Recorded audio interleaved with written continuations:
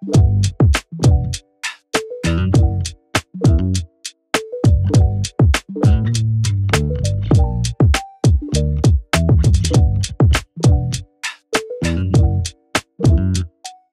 guys! So today, nasa BGC kami ni Sir Lee. Dahil nayaya ko siya. Sabado ngayon guys.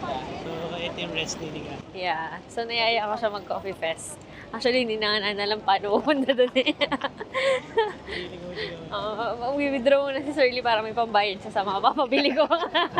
So guys, yung coffee festival kasi, actually, ang plan namin was pumunta sa Manila Coffee Festival, yung dun sa Parcal Mall, Asiana City. Kaya lang kasi, may 500 pesos yun na entrance fee at the same time. Yung mga laman na booths dun, mostly for mga cafe owners, yung talagang naghahanap for business purposes. Sakto, parang meron ding coffee festival dito sa BGC. Ito naman parang arts, bikes, and coffee. Parang ganun yung theme. So, napag-desisyon na namin na dumaan muna dito kasi parang 4 p.m. to 10 p.m. yata yung sa Parcal Mall. So, sabi namin mag-BGC muna kami para makita namin kung anong ganap. Tapos, pag di kami na-satisfy, punta na lang kami doon. So, ang first agenda was to buy beans, coffee beans, kasi ubos na yung coffee beans namin sa bahay. Tapos, titingnan ko kung meron kaming mahanap dito na ibang coffee beans. So, hopefully, meron kaming makita para hindi naman sayang yung effort namin.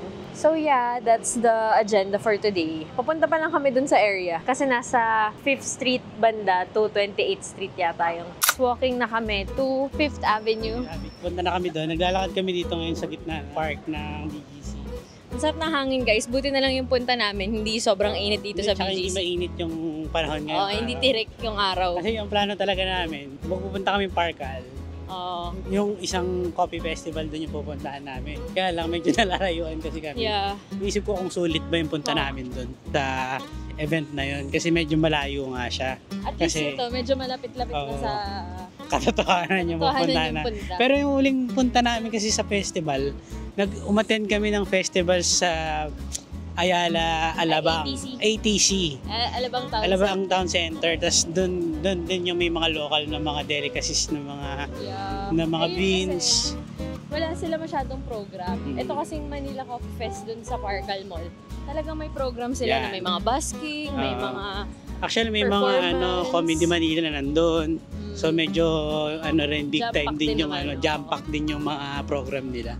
Pero ang punta talaga namin doon is magtingin ng mga coffee beans na single origin, mga iba't ibang sa bahay. Kasi nga parang sasawa rin kami doon sa ginagamit naming beans. Gusto namin mag-explore pa ng ibang mga beans na ini-offer natin dito. Usually, local Sagada Rose naman yung binibili namin. Yeah. Kaya lang ngayon kasi nakakasawaan eh. Parang ilang taon na kami yung binibili kaya gusto namin mag-try ng ibang kami ng ibang flavors. Origin. Update namin kayo pag nandun na kami guys. Pakita ko sa inyo yung pinaka-festival. Yeah.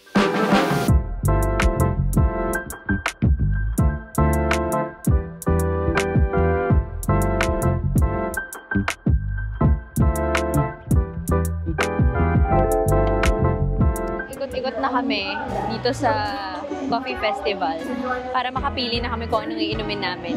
Naghiwalay kami ni Sir Lee, nandun siya sa kabilang side. Tapos nakapili na ako kung anong drink o orderin ko. Sobrang daming options. Most of the cafes naman na nandito, may sarili-sarili silang signature drink. So, meron ako nakita dito, Honey Stars Oat yung drink. So, dahil favorite ko yung Honey Stars na cereals, try natin kung complements ba siya sa coffee or sa latte. Medyo mainit guys, kahit walang araw. Pero bearable naman. Basta may fun kayong dala. Tapos meron din naman silang mga seating na sa gitna. Mostly naman ng mga cafes na nandito, meron din sa QC area. Pero yung tinry namin, yung medyo hindi namin nare-reach dito sa South or dito sa BGC area. So, tong Sunny Mo Cafe ako umorder. Waiting na lang ako sa order ko. Meron din tong mga booths na for camping. So, ang nice kasi nagkakaroon na rin ng mga ganong communities dito sa atin. Kasi most of them napapanood ko ng mga nakaka-camping videos is from the US. Very interesting yung thought ng camping for me. Kaya gusto ko rin siyang matry in the future. So, napili ko bumili ng ice cream kasi dapat yung parang affogato. Yung specialty nila. Tapos sabi nung ate, isang beer brew. Basta may ice cream siya. Tapos sabi, sir, mga 20 to 30 minutes pa. Sige, ito na lang yung espresso crumble. So, testing natin. Ano masarap kasi lahat ng binibenta nila doon, mga ice cream na mga specialty.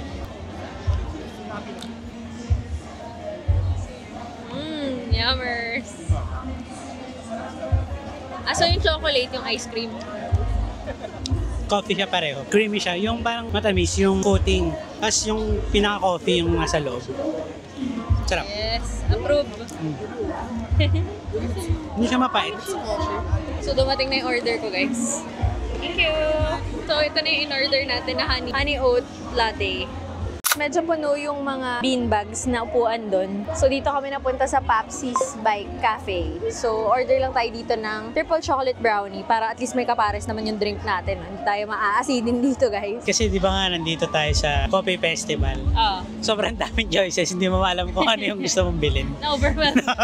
Oo, parang gusto ko ba to? Pero kasi ayoko na mga yung basic lagi namin tinitimpla na mocha, white mocha, Spanish latte. Gusto ko naman makatry ng iba. So hindi rin ako makapili kung ano yung masarap na kape. Kasi syempre nagka-diet tayo. So yung calories kasi na kukonsume ko, kumbaga, hinahanap ko kung saan siya masusulit. So ako naman, ang napili ko is tong honey oat latte nga ng Sunny Mo Cafe. So tatry natin, guys. Nahirapan ako, guys, ng may mic kasi usually dati yung vlogging cam ko, nakaka-boom mic lang siya. Ito kasi Ito kasi parang lapel. So, meron talaga siyang mga oat, honey stars pala sa ibabaw. Saan talaga siya na-away? Yeah, they got me at Honey Star Cereals. Masarap din. Nalalo mo. Ngayon, paano ko kakainin yung Honey Stars? So, buti na lang, guys. Bumili din ako ng triple chocolate brownie. Dito naman sa Papsi's Bikes and Cafe. Pwede hati tayo. Oo, ayan siya, guys. Dito ako mauuwi kay Papsi's. Kasi siya lang nag-offer na upuan. Yeah, malambot yung tinidor, guys. Tigas. So, ayan, kainin natin. Malamig kasi. It's good, guys. It's a yes for me. Sabi sa'yo, tamang desisyon. Pag-awak ng kutsara. Baka mapuno. Hindi kasi parang frozen yung brownies, guys. Hindi man frozen, pero parang galing sa ref. Matigas siya. Pero kung kung hindi kami kumain ni Kat, baka Bad trip na kami yung dalawa. Baka yung unang makitang kape na doon na kami bumili. Ito na lang gagamitin ko, guys, para ma-scoop ko yung Honey Stars. Hindi siya ganun katamis. Pero triple chocolate siya, di ba? Chocolate di siya, pero hindi siya ganun katamis. Ang sarap ng cereals. Sa kape. Honey Stars. Order ako ng sea salt latte dito sa Papsi. Sa dami ng dito siya nauwi, guys. Kasi dito kami may mauupuan. Kasi dito, inoperan na ako agad ng menu. So, dapat pag businessman ka ganun. Wow, may tips. I've learned that there's an art to changing. That I'm the potter and the clay. I'm the canvas and the painter. The marble that I sculpt away. Every stroke of a brush, every finger's touch is a rosy cheek of a love-struck flush. Is a sunburned wing of a heartbreak crush. Is a rush, feel the rush. You're a painting Frida Kahlo. Lead the muses like a Capallo. All the colors layered on kaleidoscope. You're a sculptor of Bernini. Grow like branches that on Daphne. Turn and living into art. Life's the Louvre and you're the Mona Lisa. So guys, may bagong brand ng oat milk. Good Mate siya na brand. Tinanong ko sila kasi meron silang zero sugar na oat milk. So sabi ko, paano siya naging zero sugar kung yung oats ay carbohydrates? So sabi naman ni ma'am, wala silang added sugar. So kung ando yung tamis na nalalasahan from the drink, it's from the oats daw. Kaya siya sinabing zero sugar. Sarap. Ito barista? Oo, barista. Ito yung original. Masarap yung barista. Mas masarap yung barista. Mas creamy. So guys, pangatlong kape ko na to ngayong araw. So dito tayo ngayon sa Uno Outpost. So Outpost Coffee, tinry naman natin tong nutcracker coffee nila. So yung beans daw nila nutcracker. So titikman natin. Bango niya, guys. Tsaka doon ako sa sa aroma ako na entice. Sarap siya. Hazelnut kasi yung flavor nung So, nag-balance yung hindi siya matapang. Nag-balance yung nutty siya kasi yun yung flavor ng beans pero nag-balance siya dun sa hazelnut. Sarap. Approve. Hinahanap ko naman ngayon is something fruity na hindi na kape. Try ako ng mga ibang drinks like yung mga sparkling soda, fruity drinks naman, and matcha. May nakita akong matcha kanina kaya alam medyo mahaba kasi yung pila niya. So I'm not sure, baka hindi ako mag-matcha kasi creamy na yung ininom ko kanina na coffee. So baka mag-soda naman ako. Nakuha ko na yung order ko. Andito kami sa Jamba Juice. Kaya kami nandito guys kasi nga konti lang yung nakita namin choices ng mga fruity na drinks dun sa festival. More on coffee talaga siya. So, Yeah, actually guys, meron naman kami nakita sa Pike's Coffee, kaya lang 190 pesos siya ng mga soda. Kaya lang, sabi ko parang hindi worth it kung soda lang, parang over ice. So sabi ko, gumora na kami. Sakto may nakita kami Jamba Juice na nearby lang dun sa streets ng BGC Coffee Fest. So kung may Globe One app kayo guys, hindi to sponsored ng Globe ha, pero Globe baka naman. advertise. So sa Globe One app, meron silang free up size ng Jamba Juice. So parang rewards na 16 ounce to 22 ounce. Ganito nakalaki yung Jamba Juice ko, di ba? As a healthy person. Yan, dietitian kasi. Banana berry yung in-order ko guys. Ito yung pinaka-favorite ko dito sa Jamba.